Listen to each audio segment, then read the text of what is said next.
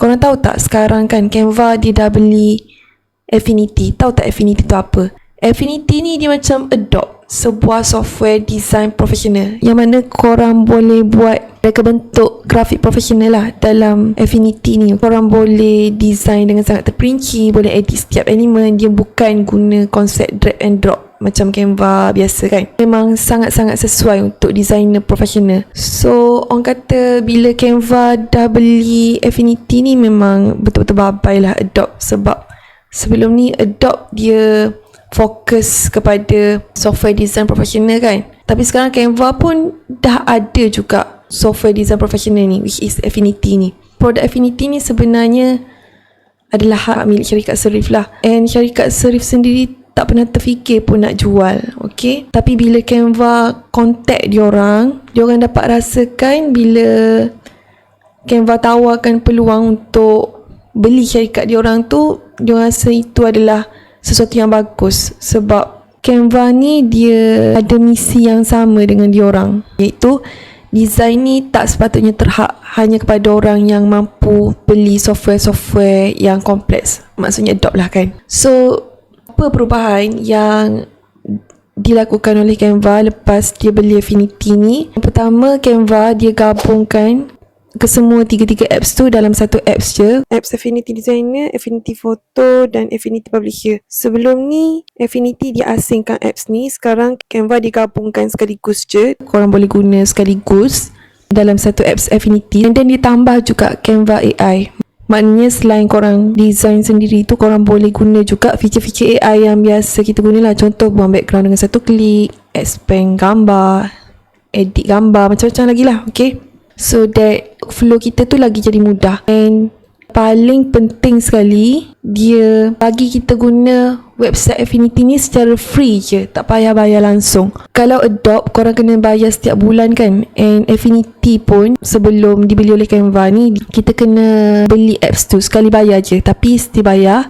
Tapi bila dengan Canva ni totally free, boleh guna secara free. Memang sangat-sangat best lah. Bayangkan korang boleh guna sebuah web design profesional tanpa bayar langsung. Korang seorang graphic designer profesional boleh guna apps profesional tu secara free je. Memang sangat-sangat orang kata wow lah. Okay, apa lagi yang korang nak? Kenapa Canva buat macam ni? Sebab Canva ni memang dah misi dia juga untuk memudahkan orang buat design dekat dunia ni. And diorang tak nak kreativiti tu tersekat hanya sebab tak ada duit nak bayar apps tu. So betul lah kan, kadang-kadang orang tu pandai gila buat design kan, tapi sebab tak ada duit nak bayar apps untuk create design tu, jadi diorang tak buat apa-apa design lah. Kreativiti tu tersekat.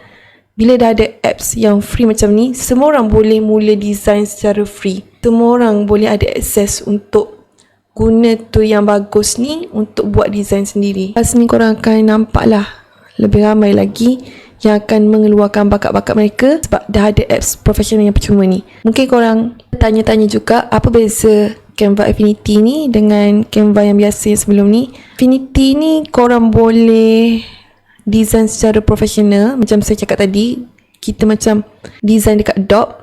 Canva biasa pula dia guna konsep drag and drop, sesuai untuk orang-orang yang just nak design secara ringan-ringan. Affinity ni untuk orang yang buat design grafik profesional lah, okay? Yang jenis nak buat design sendiri dengan sangat terperinci tu, okay? Nak edit setiap elemen, setiap layer, color, mask dan sebagainya lah, okay? So kalau korang memang seorang designer, freelancer yang memang jenis suka buat design sendiri, buat design daripada awal, memang korang kena gunalah Affinity Canva ni. Saya akan tunjuk juga macam mana cara korang nak download Canva Affinity ni.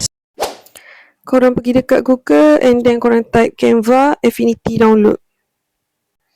Lepas tu korang boleh klik Canva Affinity download daripada laman web textbox ni. And then korang scroll ke bawah sikit, dia ada bahagian download now ni.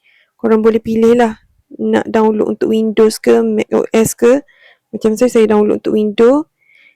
And then dah download tu, kita klik je logo Affinity warna hijau ni. And then kita klik install.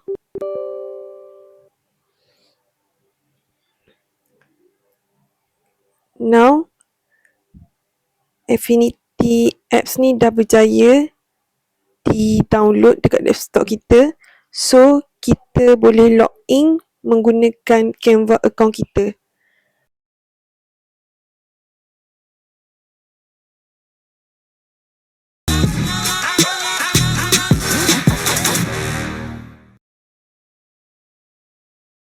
Okay, kita dah masuk ke website Affinity. Boleh tengok tutorial ataupun boleh mula design terus.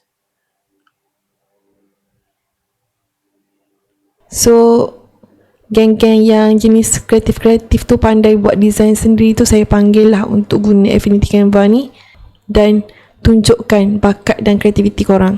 Saya ada share banyak lagi berkaitan Canva, jadi jangan lupa subscribe kalau korang tak nak ketinggalan.